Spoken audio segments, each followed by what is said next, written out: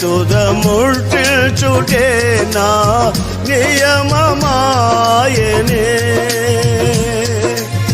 నీ సన్నిధిలో నీ పొందుకోరి నీ స్నేహితుడానైతినే.